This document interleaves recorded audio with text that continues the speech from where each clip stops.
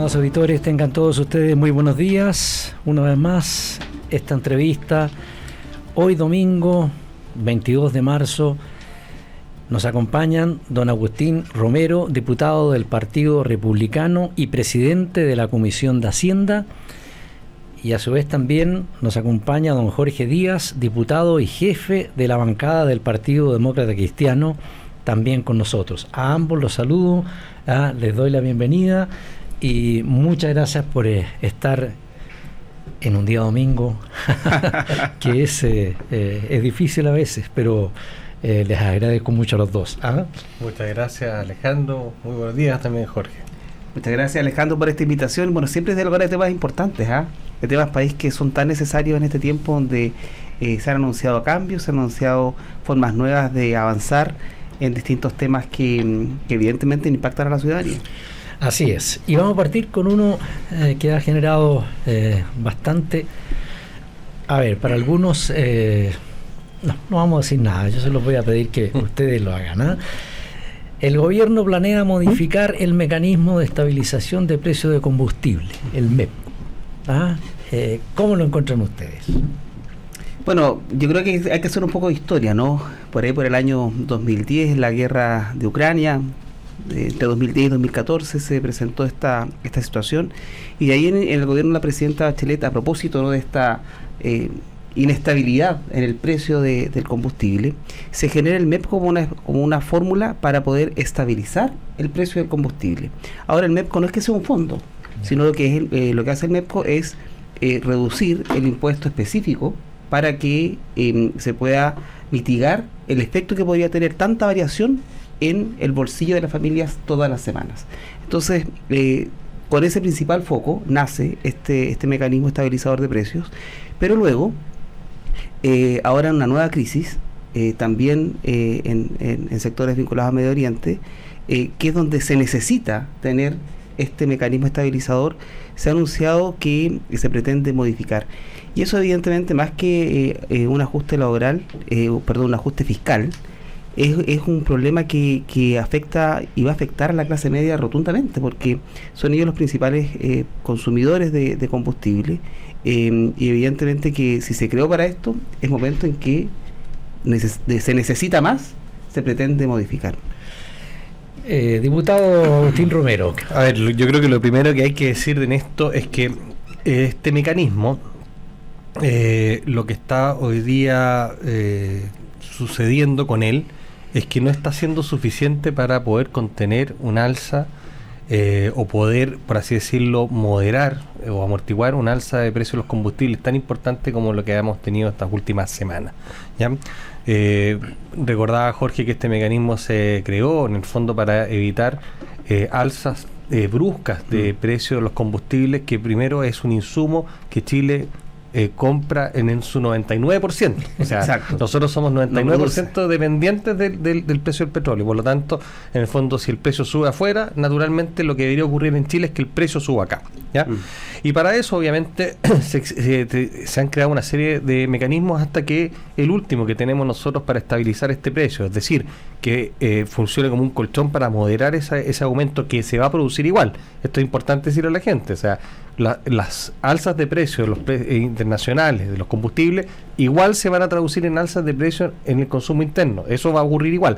Lo que hace este mecanismo es amortiguarlo. ¿Y cómo se amortigua? De golpe, claro. Exactamente. ¿Cómo se hace? Esto se hace a través el uso del impuesto específico del combustible como amortiguador. Es decir, cuando aumenta mucho el precio, lo que hace el Estado es que, si bien recauda este impuesto específico, inmediatamente lo entrega, lo distribuye entre todos los combustibles que compra la población para que este aumento del precio se vaya moderando, ¿ya? Es decir, se financia con ese impuesto. Y por el contrario, si el precio internacional baja, el Estado recauda este impuesto y obviamente entra a arcas fiscales.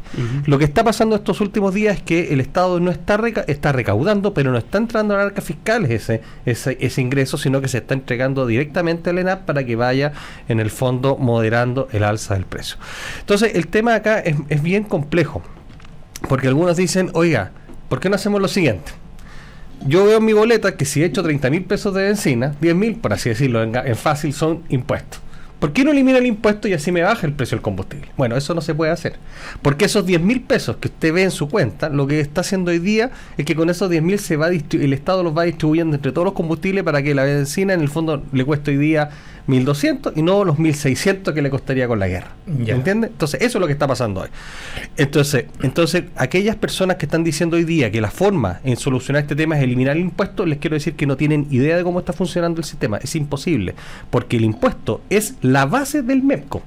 Sin impuesto específico al combustible, se acabó el MEPCO, inmediatamente. Y el alza internacional entra directamente al bolsillo, entra directamente a la casa de los chilenos. Por lo tanto, yo quiero cortar al tiro ese mito de que, oye, si el Estado dejara de cobrar mi impuesto específico, se acabó, me baja el precio de la benzina. Eso no es así, no funciona de ese modo. Y por esa razón, en tiempos de crisis, en todo caso. En tiempos de crisis. Y de alta volatilidad. Es que lo que pasa es que uno podría decir, es que bajo ese mismo predicamento, diputado, uno podría decir que el gobierno entonces elimine por 12 meses el impuesto. El alza se va a producir inmediatamente en los bolsillos, porque el MEPCO se quedaría sin funcionamiento. Claro, se va a producir una estabilización. No se produce estabilización. Claro, porque eso es lo que hace el MEPCO. El impuesto específico se reduce, el Estado recauda menos, pero hay una estabilización del precio. O sea, hay las alzas no son tan abruptas. No, sin MEPCO el alza es directa. Si usted no claro, tiene, sin MEPCO el alza es directa. Exactamente, y si usted le quita el impuesto, que es lo que le permite al MEPCO funcionar, existir, se acabó, el alza entra directamente. Claro, se estabiliza el precio, claro, pero en el precio internacional. O sea, si hoy día el precio del barril en el bolsillo no se nota tanto. No, se nota inmediatamente. Es que esa es la diferencia. Es que yo creo que es que por eso es súper importante esto.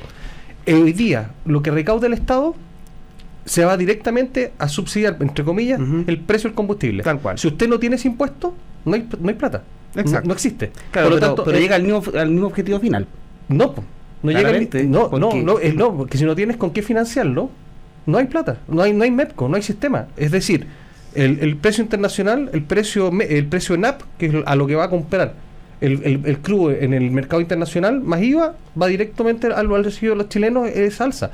Con el MEPCO, lo que usted hace es que las 6 UTM, que son este impuesto específico al precio ENAP más el IVA, lo que hace es que con esa recaudación usted le permite financiar esta moderación en el tiempo a 2 semanas con una banda de 25 pesos. Exacto. Pero si no tienes el impuesto, no tienes con qué financiarlo, se acabó.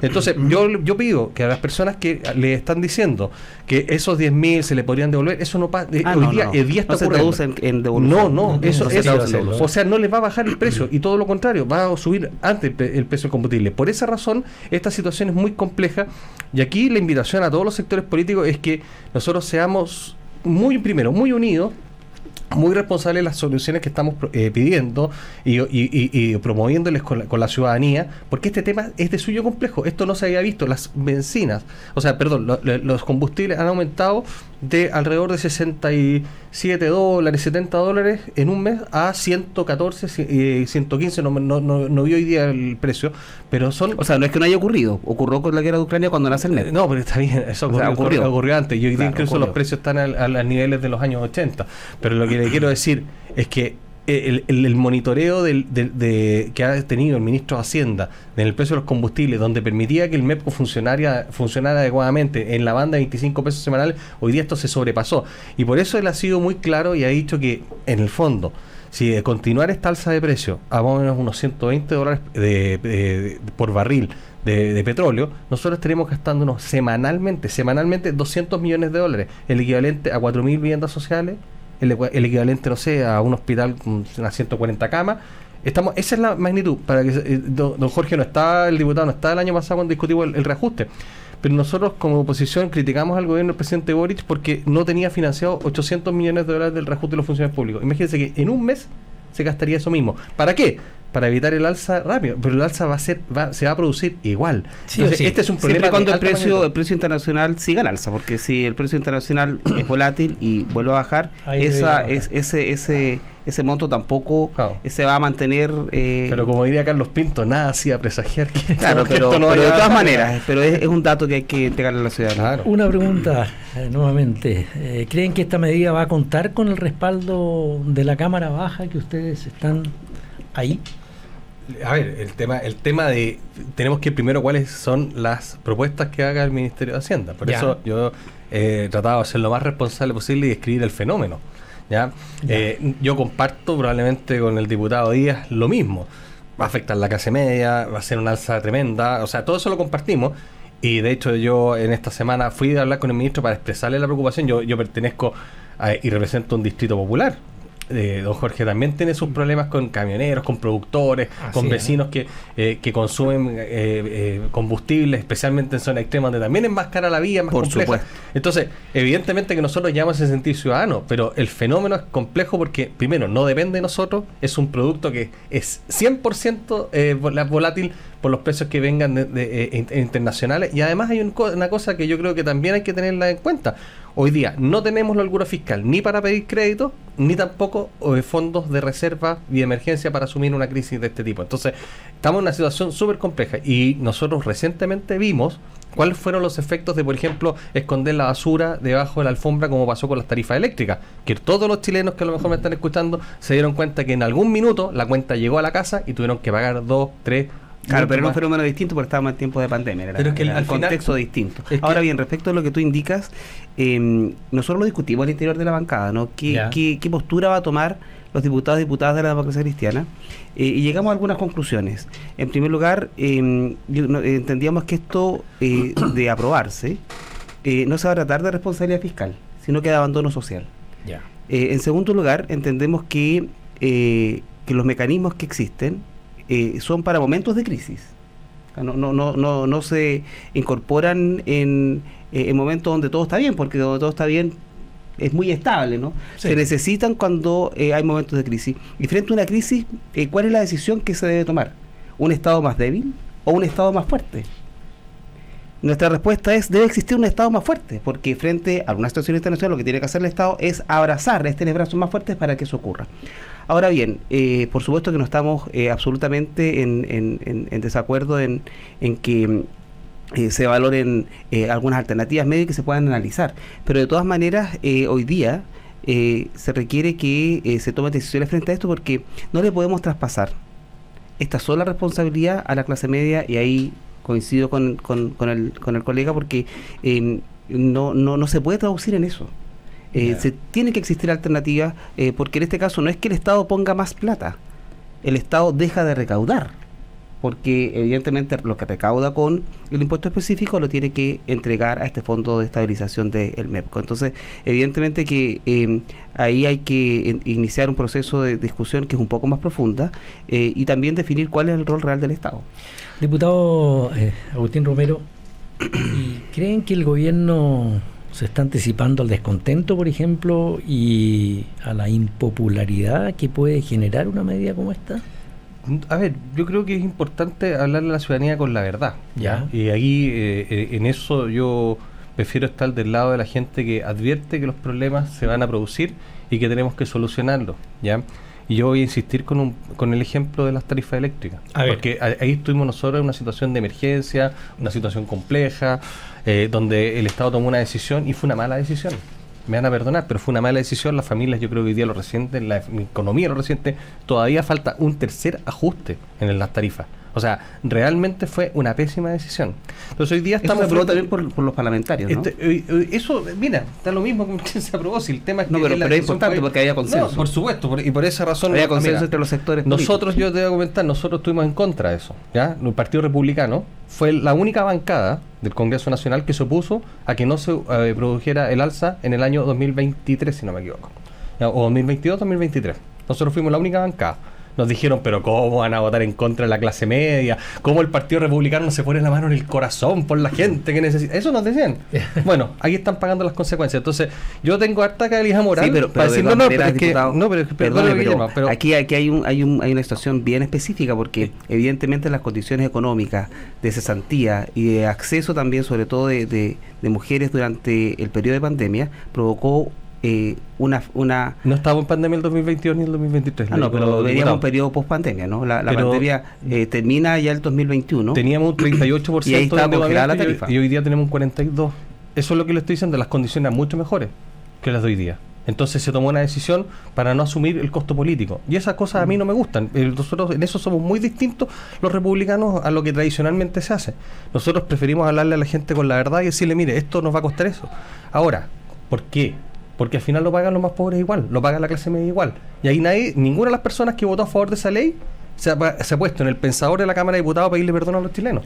Vamos a hacer Es una un muy problema. breve pausa y ya retornamos con ustedes. Manténganse en la sintonía de la Radio Agricultura en este domingo. No se lo pierdan.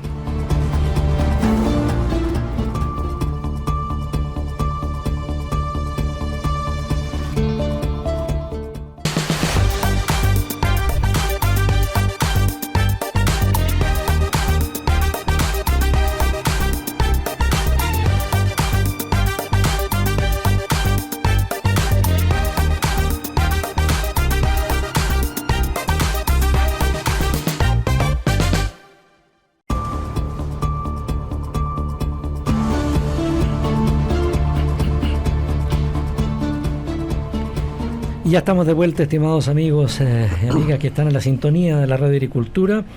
Nos acompañan hoy, tal como lo dije al comienzo, en nuestra entrevista de hoy, don Agustín Romero, diputado del Partido Republicano, y don Jorge Díaz, diputado y jefe de la bancada del Partido Demócrata Cristiano.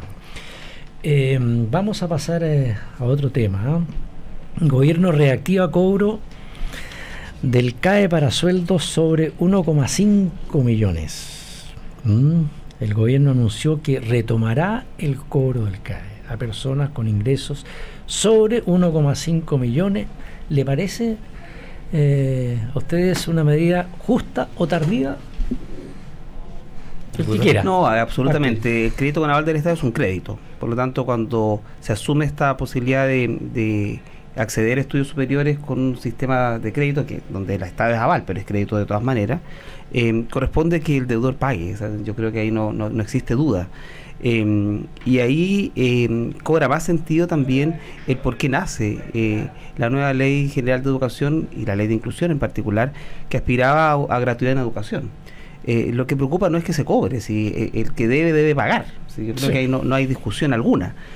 Pero el problema es otro. El problema es de qué manera se entiende que se va a avanzar en los procesos de gratuidad, porque la educación, más que un derecho social, es casi un bien humano básico.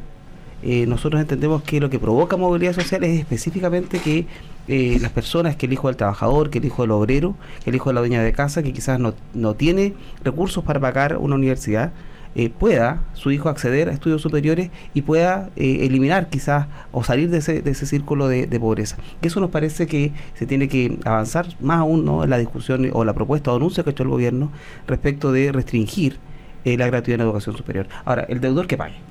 El deudor que pague. Sí, yo creo que le encuentro razón al diputado Díaz en el sentido de que el deudor tiene que pagar, y encuentro que además la medida es tardía, porque la morosidad del crédito con aval del Estado se empezó a agudizar cuando asumió el gobierno anterior y dijo que tenía dentro de sus propuestas la eliminación de este crédito y obviamente la condonación del CAE, que era la gran promesa que se ofreció y que finalmente no la pudieron cumplir porque efectivamente la cantidad de plata era mucha. De hecho, el propio proyecto que está dentro del Senado en este minuto del FES, que yo creo que no va a continuar, señala expresamente que no es una condonación universal como la establecía primero el programa de gobierno del presidente Boric, porque es una cantidad de plata increíble.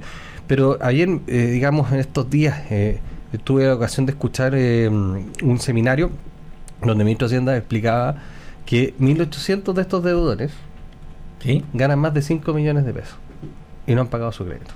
Entonces él dice, vamos a ir a cobrarlo. Claro, ahora quizá hay un punto adicional, porque muchos de estos deudores del CAE que pactaron esas condiciones, no eran el Estado muchas veces interviene en procesos que implican otro tipo de consecuencias, ¿no?, otro tipo de accesos a un mejor nivel de vida, pero también hay que ver cuántos funcionarios públicos son deudores del CAE. También. Claro, cuántos de ellos trabajan en universidades, cuántos de ellos trabajan en servicios públicos, y ahí que claramente debe existir casi una compensación, ¿no?, de remuneraciones versus lo que se debe, porque ya hay mecanismos, ¿no? Por ejemplo, cuando se hace la declaración de renta y queda un saldo en beneficio del contribuyente, este contribuyente del CAE, se provoca una compensación inmediata y se paga y se abona esa deuda. Pero lo cierto es que todavía es un mecanismo muy débil, porque es solamente cuando se declara renta, solamente cuando el contribuyente tiene contribuyente y deudor del CAE tiene un saldo de devolución, entonces claramente es todavía débil, pero yo creo que eso es algo que debe existir, incluso no podríamos ir más allá. Siento que debería ser casi una prohibición de ingreso a la administración pública, que una persona que le deba al Estado pueda recibir una remuneración del Estado. Yo creo que eso debe asimilarlo como los fondos concursables. O sea, si tú debes algo, no. Exacto, me parece, tiene que existir un punto. Digamos. Ahora, pero ustedes están de acuerdo con que se apliquen medidas como embargos o descuentos por planillas a quienes no paguen teniendo capacidad económica para pagar. Pues es un crédito, es un crédito, funciona como tal, o sea, y la persona que probablemente los que asumieron este crédito con el del Estado firmaron todos los documentos, pagaré y todas las cosas, habrán asumido que esta era parte de las reglas del juego, sí. La regla que la única que no era regla del juego era que esto era gratis. Eso no está en ninguna parte de lo que firmó, entonces. Claro, por eso que se avanzó en gratuidad en educación, por eso que se entendió que era una manera en que tenía que acabar, porque no podía ser que la educación sea a costa de un endeudamiento futuro por muchos años. Entonces ya la persona salía del espacio de ingresos familiares, que era más bajo, lograba entrar a la universidad, después que lograba entrar a la universidad y egresaba, salía, y después de que egresaba salía de inmediato con una deuda. Entonces evidentemente eso motivó. Pero hay un tema ahí. Hoy día el crédito coral del Estado es un crédito contingente al ingreso, es decir, la persona se transforma en deudor de CAE cuando tiene trabajo. Exacto. Es decir, tienes que tener una remuneración para que tú pagues. Por lo tanto, si no estás trabajando, no tienes ingresos, el Estado no te cobra, digamos. Esto funciona así. Pero no es que la deuda se elimine. No se elimina, claro, pero naturalmente para que tampoco venga estos típicos despliegues comunicacionales, que cómo le van a cobrar un cesante, una persona que no tiene ingresos. Eso no es otro tema. Eso no es de esa manera, claro, sino que estamos hablando hoy día de la situación de personas que tienen un ingreso importante, más de 5 millones de pesos, y que no están pagando su crédito con el del Estado, donde está diciendo hoy día el ministro de Hacienda, les vamos a ir a cobrar y le vamos a ir a cobrar con todo. Pero la pregunta mía es si es tanta la gente que no pagó, ¿cómo no se, por parte del gobierno o del Ministerio de Educación, quien sea, o la Tesorería General de la República, claro, porque estos son créditos finalmente, porque eso está dentro de la cobranza de la Tesorería? Esto no es que esté ocurriendo ahora, hace poco. Claro, no, pero es que no tampoco que no se pague. Acabo de poner el ejemplo de que cuando se declara el impuesto a la renta y quedan saldo a favor, el Estado retiene. No es que haya existido una nula acción de cobro, sino que existe mecanismo. Ahora, todas estas acciones de cobro, dependiendo de la forma en que se genera el mandato, el pagaré del estudiante en aquel entonces, debiese quizás incluso revisarse, porque quizás lo que se firmó en aquellos años hoy día puede tener una connotación absolutamente distinta y una actualización en los mecanismos de cobro. Ahora, es algo que quizás puede ser materia de ley, porque como implica recursos y recaudación fiscal, es algo que evidentemente debería revisarse para actualizar los mecanismos de cobro, pero claramente hoy día es una situación compleja, ¿no? Siento que no debiese existir, sobre todo para quienes ganan una renta tan elevada y que saben que para lograr obtener esa renta y se la pudo obtener, era porque tenía un título profesional.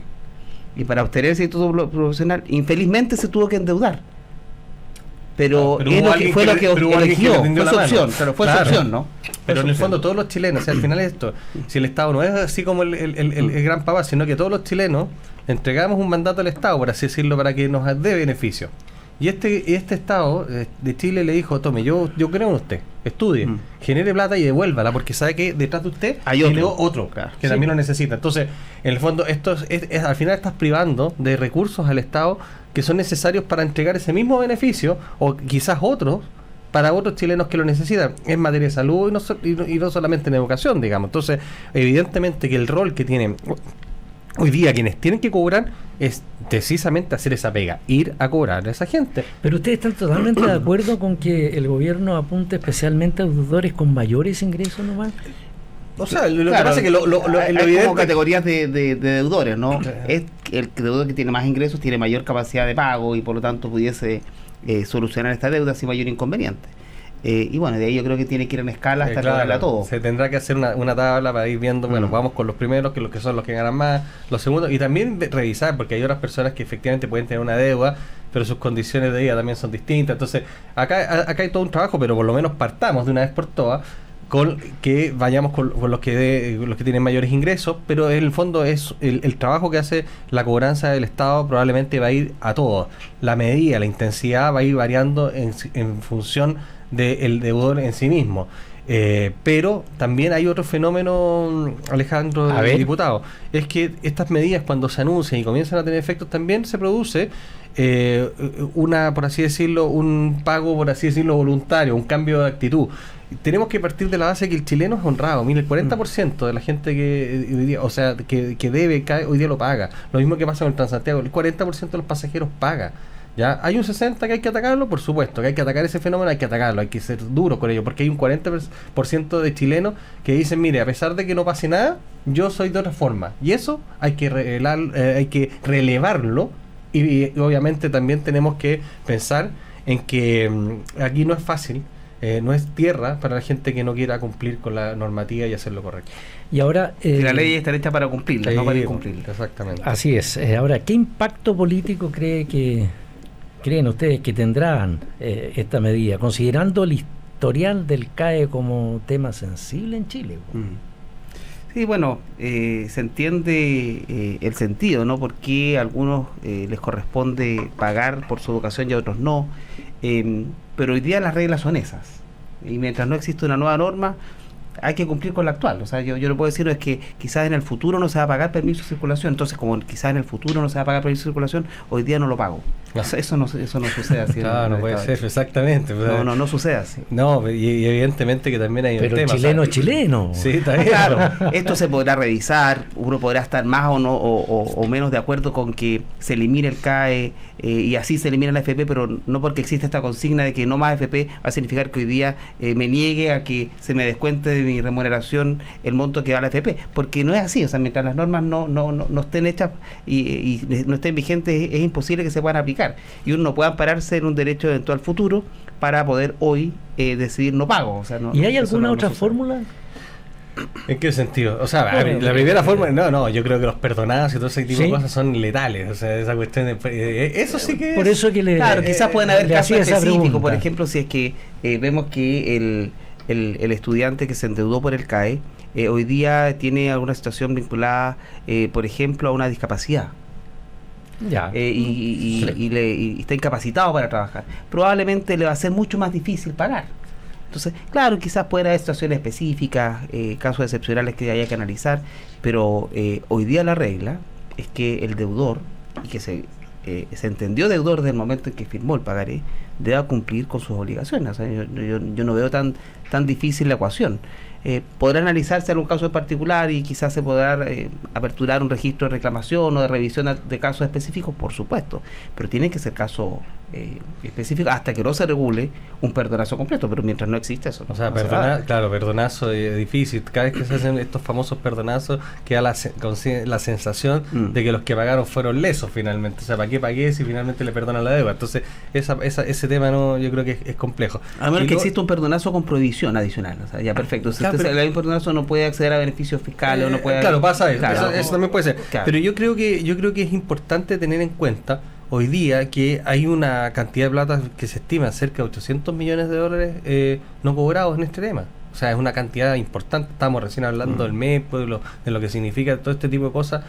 Cuánto significa en reconstrucción, vivienda, cuántas medidas tenemos que tomar. Y hay, digamos, una deuda afuera que de personas que se sirvieron del Estado, que tienen la capacidad para pagar, que no la han devuelto. Entonces yo creo que ahí es importante también entender que en esto tenemos que hacer una cruzada entre todos juntos y decir, ya, ¿sabes? Que cumplamos estas cosas, independiente que modifiquemos el sistema, independiente que vamos a discutir sobre gratuidad o no, pero usted se comprometió. Eso les iba a preguntar, digamos, pensando en el mediano plazo, si Chile debería reformar estructuralmente su política de estabilización de los precios del combustible.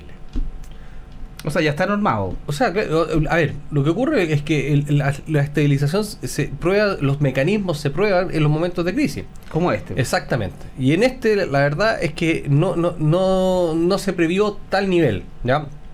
Hay algunas normas que dicen relación con la posibilidad de que se pueda producir un alza tan importante, sí, pero el problema es que hoy día las arcas fiscales no están en condiciones de asumirla, ¿ya? mantener, hoy día yo le preguntaba al ministro en estos días cuánto nos quedan en fondos de emergencia y me decía algo más de 3.000 millones de dólares. A razón de 200, saquen la cuenta, serán 2 meses lo que nos dará. Está bien complicado. Oye, y perdón, en verdad es usar la plata solamente para que no te suba tanto la decena, con los efectos positivos que pueden tener, pero en el fondo pero es un poco sesgado, porque así como este fondo se va incrementando cada vez que se provoca el cobro del impuesto específico. Pero ¿cuándo va a subir? ¿Pero cuándo va a bajar el precio internacional? Pero es que eso es... Si no termina la guerra. Si alguien sabe cuándo termina la guerra... Nadie. Eso es un imprevisto imposible de resistir. Está muy difícil. Eso es otra cosa. Pero frente a estas crisis, ¿cuál va a ser entonces la función del Estado? ¿Dejar solo a los ciudadanos? No, la responsabilidad. Sí, porque la costa era abandono social. No, pero es que la otra alternativa, ¿cuál es? Es que yo por eso les pregunto, si al final tú abres la billetera y decís, ya, aquí tengo estos billetes con lo que me alcanza, pero no tenéis más plata ni en la tarjeta de crédito, no tienes línea de crédito, o prácticamente nada, tenéis ¿qué haces? ¿Qué haces? Bueno, hay que tratar de andar en no digo eso, sino que lo que pasa es que además de eso tienes listas de espera, además de eso tienes temas de seguridad, además de eso tienes otros temas. ¿Cómo lo haces? Porque esto no es... que esa es la labor de un gobierno. Exactamente. Ver cómo lo hace. Exactamente, esa es la labor de un gobierno, y por eso la labor nuestra es esperar las medidas, conversar con el gobierno, pero no decir, yo siento, y lo digo responsablemente, oye, póngase la mano en el corazón, porque no es ponerse la mano en el corazón, es ponerse la mano en la realidad y decirle a la gente, mira, nos pasa esto. Ahora, yo lo que sí le pido al gobierno es que se ponga la mano en el corazón, sí, efectivamente, es la gente más desposeída, los que toman la micro, la gente... pero también es la gran clase media. Que pongan mucho cuidado en algunos sectores que también son importantes para la economía. O sea, yo he escuchado gente que dice, oye, no se están preocupando los más ricos de empresas, camiones y cosas así. Oye, si nosotros le pretende bajar el impuesto. Claro, si nosotros le subimos los impuestos a los que trasladan los alimentos, yo les digo al tiro que eso se traslada a precio. Y por lo tanto, si el arroz le costaba, voy a decir una tontera, si el arroz le costaba 100, le va a costar 110. Así es de simple, porque ese margen se traslada en general, cuando hay consumidores finales, se traslada a precio. Entonces, yo insisto, muchas veces dice, oye, esto beneficia al más rico. No es tan así. Al final, ese tipo de medida termina impactando en los más pobres y en la clase media a través del aumento en los precios. Entonces, pero igual acá se está evaluando por el gobierno reducir los impuestos a los más ricos. Yo lo que tengo que hacer ahora lo que está evaluando, no mantener, lo que está evaluando, no es subir, lo que está evaluando es rebajar. Lo que está evaluando el gobierno es que sea un país competitivo y que los capitales que se fueron de este país quieran volver a invertir en Chile. Yo lo que tengo que hacer hoy día nosotros tenemos que generar trabajo. Una segunda pausa y ya regresamos. Manténganse en la sintonía de Agricultura, no se pierdan estas entrevistas.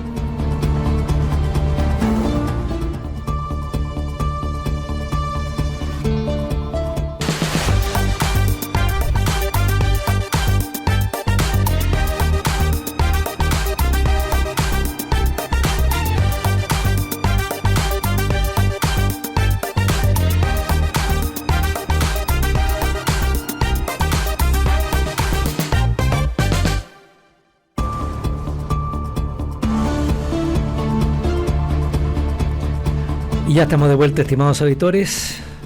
Hoy domingo, para quienes a lo mejor se están integrando recién a nuestra sintonía, les voy a decir que estamos, estimados amigos y amigas, que siempre nos escuchan en este programa, con se me olvidó, ¿dónde tengo yo aquí? Aquí está, pues, don Agustín Romero, diputado del Partido Republicano, y Jorge Díaz, diputado y jefe de la bancada del Partido Demócrata Cristiano. Vamos a pasar a otro tema. Se ha sabido estos últimos días que los diputados de la UDI impulsarán interpelación a algunos ministros, junto con los diputados Jaime Coloma, Omar Sabat, la diputada Flor Bercy. Anuncian que durante los próximos días promoverán en el Congreso una inédita interpelación a los ministros de Hacienda y Vivienda, Jorge Quirós e Iván Poduje. Y esto con el fin de que puedan informar detalladamente la situación en materia fiscal y habitacional en que se encuentra el país tras el término de la administración del expresidente Gabriel Boric. ¿Qué nos dice? No, yo no sé. A mí no me pregunten. Yo paso palabra. Bueno, lo que pasa es que yo creo que hay varias situaciones. No sé si una interpelación es necesaria en el momento en que estamos, si el gobierno lleva poco tiempo. Entonces, claramente, quizás hay mucho entusiasmo de parte de algunos, pero lo cierto es pensar que hoy día, si que alguien quiere pedirle al ministro que intervenga, que explique su reforma tributaria. Y así, ¿no? Que tenga la virtud de explicar para que podamos tener claridad respecto de lo que viene a futuro. Ahora, si esa explicación es suficiente, si hay errores en la forma en que se proyecta, por supuesto que puede eso tener una consecuencia distinta, pero hoy día pensar en interpelaciones tan anticipadas creo que no es responsable. O sea, creo que hoy día el Parlamento tiene otras urgencias. Hay urgencias ciudadanas que son mucho más importantes y evidentemente que nuestro esfuerzo debe estar ahí. Sí, pero ¿usted cree que esta es una herramienta necesaria o más bien una señal política? No, es una herramienta que tiene los diputados y diputadas, y la fiscalización forma parte de las funciones, pero no sé si la oportunidad es la correcta. Ya. Yo no digo que no se haga, digo que la oportunidad no es la necesaria. No es sensato que hoy día, que tenemos tantos aspectos que discutir, donde en mi región extrema, Arica y Parinacota, existen tantos inconvenientes respecto a distintas materias vinculadas al crimen organizado, seguridad pública, migración irregular, entre otros. No sé si hoy día sea tan urgente iniciar una interpelación formal a ningún ministro que recién está empezando y adecuándose también un poco a la cartera. Entonces, no lo siento necesario. Mire, yo creo que acá hay un tema. Hay un principio que se llama la continuidad del Estado, ¿ya? Entonces yo creo que lo que está planteando la UDI tiene un punto, digamos, en el sentido de que el Ministerio de Hacienda debe explicar cuáles son las razones por las cuales la hacienda pública se encuentra en las condiciones que está, ¿ya? Claro, pero independiente del ministro que esté. Eso es otra cosa. Y lo segundo es, por ejemplo, en la materia de vivienda es lo mismo. Es que el Ministerio de la Vivienda nos explique a los parlamentarios en una interpelación por qué no se ha reconstruido Viña, por qué hay déficit de viviendas, por qué no se ha actuado con la celeridad que se preveía en los incendios a lo mejor del sur, y si hay recursos para eso. Entonces, claro, yo entendiendo en esa lógica, claro, tiene un punto la UDI con plantear una interpelación y que obviamente tendrá que responder la principal autoridad de esa repartición pública, que en este caso sería el ministro de Hacienda y el ministro de la Vivienda en cada uno de los dos casos. Comparto también la preocupación que dice el diputado Díaz. O sea, hoy día las preocupaciones, probablemente el ministro de Hacienda no está muy concentrado en preparar una interpelación porque está juntándose durante esta semana, durante todos estos días, posiblemente mañana, lunes, va a estar conversando con distintos actores para poder tener una opinión respecto, por ejemplo, el tema de los combustibles, que es tan dramático, tan inminente, y también las medidas de la reconstrucción, que son importantes para generar empleo, la reconstrucción en sí misma. Entonces, claro, aquí se conjugan estos dos temas, que hay que tener un equilibrio. Yo no tengo una opinión formada. Entiendo lo que se quiere, el objetivo, pero sí hay un punto que plantea el diputado Díaz que yo creo que tiene un valor, que también hay que analizarlo, y por esa razón yo creo que es importante que, primero, sin renunciar a la facultad fiscalizadora, que en este momento la ejerce la Unión Demócrata Independiente, nosotros veamos si en su minuto va a ser o no, nosotros nos sumamos o no a eso, pero entendiendo ese principio de buena fe, principio de fiscalizador que están realizando. Ahora, igual parece como poco serio en todo caso, perdóneme colega, pero porque evidentemente si se requiere que un ministro explique, bueno, que se haga una sesión especial y que explique, si es tanta la preocupación, pero llegar a un nivel de interpelación a semanas de haber iniciado gobierno, no sé si es la fórmula más correcta. Pero al interior será la idea que, en el fondo, de transparentar el estado real del país. Claro, que sea una sesión especial y que se verifique que hay que no hay. ¿Creen ustedes que hoy existe falta de información por parte del gobierno? A ver, yo creo que el gobierno que se fue sí tuvo algunos temas de poca transparencia en la entrega, o sea, es real. Ya, y de hecho los roces que hubo durante el traspaso se produjeron precisamente porque, oye, aquí en el punto número 25 de la tablita por allá abajo te hablé dice cable, ojo, verlo, no hubo la necesaria a lo mejor acuciosidad en algunos casos, y obviamente que eso se va a tener que ir viendo con el tiempo, ¿ya? todos los gobiernos han reclamado lo mismo. Yo me acuerdo que no es algo nuevo. Yo me acuerdo que el ministro Marcel también reclamaba que dejaron desfinanciado no sé cuántas cosas. Bueno, esto era así, ¿ya? Sí, porque por definición lo que es bueno para un gobierno es malo para el gobierno siguiente, entonces eso siempre va a pasar.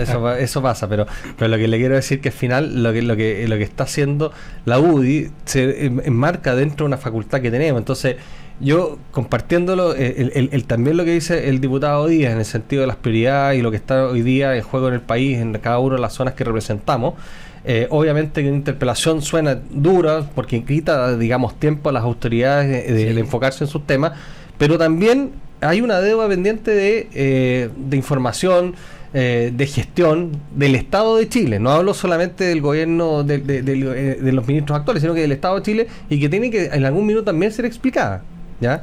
Entonces, ahora, si es el momento o no, bueno, es un tema que tenemos que conversar en el Parlamento para ver si se avanza o no. Pero se requieren en el Parlamento 52 firmas. Exacto, por eso habrá que conversarlo. Sí. Yo no puedo hablar por mi acá, sí, comprometo. No, nosotros somos bien ordenaditos, usted ya nos conoce, somos bien ordenaditos y esto nosotros lo vamos a discutir y conversar. Y tener, digamos, dentro una deliberación, y posiblemente también la democracia cristiana va a hacer lo propio. Sí, o sea, con el jefe, podría ser como bien interesante desde lo político, no decir, no, interpelamos ya a los dos primeros ministros, pero yo siento que no es sano, no es sano, porque finalmente las herramientas que existen se empiezan a desvirtuar. Pero a propósito de sano, perdón que lo interrumpa, adelante. Pero ¿y creen que este tipo de acciones fortalece la fiscalización? O sea, a mí me da la impresión de que no. Yo sinceramente creo que es bastante poco seria la fórmula que intenta la UDI. Siento que debiese existir una manera distinta, ¿no? Una sesión especial donde expliquen todo lo que se tenga que explicar. Porque además yo siento que un gobierno que recién se está instalando, y en un periodo tan breve, va a ser muy difícil además que cuente con toda la información que quizás los parlamentarios quisiesen conocer. Es muy difícil para un ministro que lleva, ¿cuánto? Una semana y días. Un poquito más. Dos semanas. 2 semanas ya. 10 días hábiles. Tener a cabalidad todos los detalles que existen en cualquier ministerio. Eso es muy difícil. Yo apostaría que si hay dudas que se explique. Bueno, de hecho el ministro de Hacienda está convocado a la Comisión de Hacienda en su ramo, sesión ustedes los martes, ¿no? Nosotros, claro, este martes se supone que debería estar el ministro. Entonces, claro, sería el momento también para que se les diga, va a haber desfile ministro en Congreso, ¿no? Sí, todos van a estar. ¿Sabe que ministro, es necesario que dentro de todo lo que usted nos puede informar, que pongamos atención en tales y tales situaciones, y que quizás pueda entregar una información general, y que después se pueda ahondar en algunos temas, pero parece poco sano, quizás incluso para la misma institucionalidad del Congreso, que a 2 semanas que empiece un gobierno ya empecemos interpelando ministros. O sea, no Diputado Romero, ¿usted qué piensa? A ver, yo no voy a hablar de la sanidad porque he estado toda esta semana resfriado, así que el diputado Díaz me toca una fibra. Pero mire, porque he estado yo poco sano, pero mire, lo único que quiero decir es que en esto hay que preservando las facultades fiscalizadoras que tiene el Congreso Nacional. Yo creo que este tema tenemos que revisarlo bien, comprendiendo también las urgencias que tiene hoy de los chilenos. Yo creo que la gente que representamos, yo de sectores populares de mi distrito, y probablemente el diputado ahí está en la misma, nos están preguntando todo el día, ya, pues van a subir la encina, no subir la encina, ¿qué pasa con la lista de espera? ¿Qué pasa con el carabinero que asesinaron esta semana? Sí, ¿Qué pasa con eso? Entonces, acá hay un tema que claro, de repente pasa en el Congreso, que a veces la política absorbe a los parlamentarios en los temas políticos, pero en la calle los temas son otros. Entonces, la gente te pide otras cosas. Yo fíjese que tenía ese punto. Estas interpelaciones pueden traducirse en soluciones concretas y no solo en debate político. Es que eso consume harto tiempo en debate político. Y sinceramente, claro, es que esto a los que somos políticos, por supuesto que nos gusta decirle al ministro y el diputado por ser presidente, y empezamos con eso, pero en la calle la gente ve esto y dice, pero ¿cómo? Pero si, oiga, me subió la encina, oiga, ¿sabe que no tengo trabajo? ¿Sabe que llevo meses tratando de que me operen o tratando de hacerme un examen? Entonces, ahí y uno tiene que ir a poner la cara y se pone rojo y se da cuenta que en verdad a lo mejor, ¿qué hiciste para eso? La energía, claro, ¿qué hicimos para eso? Entonces yo también siempre le digo, oye, ¿esto sirve para la calle o no sirve para la calle? Eso es como un poco, hagámonos ese ejercicio. Muy breve porque nos queda poco y quiero ir a otra. Oye, se está pasando el programa. Sí, pero nos queda poquito. El rol de la oposición tras la pérdida de espacios claves en la Cámara y en comisiones, ¿cómo debería redefinirse hoy día el rol de la oposición en el Congreso? Mira, en realidad mi partido político, la Democracia Cristiana, este ya es el segundo periodo consecutivo que es oposición, ¿no? Sí. En el periodo anterior mi partido político no forma parte de gobierno. Entendíamos que debe existir siempre un bienestar mayor que es la ciudadanía. Y por eso es que en algunos momentos se apoyaron buenos proyectos del gobierno de Boric y también en otros nos opusimos fuertemente. Y entendiendo ese rol, yo creo que va a ser un rol similar. O sea, nosotros vamos a avanzar en todo lo que beneficia a la ciudadanía y nos vamos a oponer férreamente a aquello que sintamos que implica un retroceso para los avances sociales que existieron. Entonces, como siempre, los diputados y diputadas de la Democracia Cristiana van a estar del lado del sentir ciudadano y eso va a implicar que sigamos cumpliendo este rol que históricamente se nos ha indicado como propio, porque además nos permite, por la composición y las mayorías relativas que hay al interior de la Cámara, tener esa posibilidad. Así que eso lo vamos a ejercer y yo creo que ahí el partido va a volver a tener un rol protagónico en la manera en cómo la Democracia Cristiana mira la sociedad y cómo mira los avances que deben existir. Yo hacía buenas noticias, pues, Alejandro. Sí. La Democracia Cristiana va a apoyar entonces al gobierno de José Antonio Caz. No he dicho eso, para no he los dicho eso, avances. es lo que se avance, es lo que se avance. Todos los avances, Pero por supuesto que no vamos a estar de acuerdo con el MEPCO, no vamos a estar de acuerdo con eliminar la gratuidad, no vamos a estar de acuerdo con limitar cualquier derecho. Nosotros no estamos de acuerdo con eliminar ni el MEPCO ni eliminar la gratuidad. Así que Bueno, qué bueno, entonces tenemos un punto en contra. Vamos a esperar la votación en la Cámara. Yo hacía esta pregunta porque se ha criticado justamente que la oposición ha actuado de forma reactiva y descoordinada. ¿Es así pero no? pero seamos así? justos. Yo creo que el acuerdo de administración que se logró en la Cámara de Diputados es un acuerdo que a mí, la verdad, las cosas me parece que es un ejemplo. 95 votos. Se hizo un acuerdo administrativo en que se incluye a todas las fuerzas incluso de muchas de la exconcertación en presidencia, en integración de comisiones importantes. Yo tengo en la Comisión de Hacienda el privilegio de contar también con una diputada del Partido Demócrata Cristiano, Priscila Castillo, del Maule. Entonces, en el fondo aquí yo creo que hubo un buen acuerdo, sin perjuicio que, como dice muy bien Gabriel, Jorge, que no era una broma nomás, pero que en el fondo vamos a tener diferencias, por supuesto, pero que vamos a poder conversarlas. Entonces, hay una integración que yo creo que le da un cierto equilibrio y obviamente también considerando que hay una mayoría de un sector, bien, pero al menos de mi parte no está en ninguna no está en mí pasar máquina, porque también la sala también es soberana y en la sala las diferencias no son tantas, digamos. Entonces uno puede tener algo mejor en alguna comisión en que tenga una mayoría, pero en la sala estas cosas se definen de otro modo. Entonces también acá hay una responsabilidad de quienes vamos a ejercer algunos liderazgos dentro de distintas comisiones, entendiendo finalmente que cuando lleguen los proyectos de ley tienen que llegar con un mayor consenso, porque si no la sala definitivamente va a votar de otro modo. Entonces tú no puedes transformarte en un despachador de proyectos para que la sala te los vote. Entonces te los voten en el otro sentido de la palabra, con tira a la basura en fondo. Yo quería agregar algo al respecto de esta circunstancia que indica que sientes que hay cierto desorden al interior de la oposición. Yo creo que cada partido o cada espacio político elige la trinchera en que va a estar.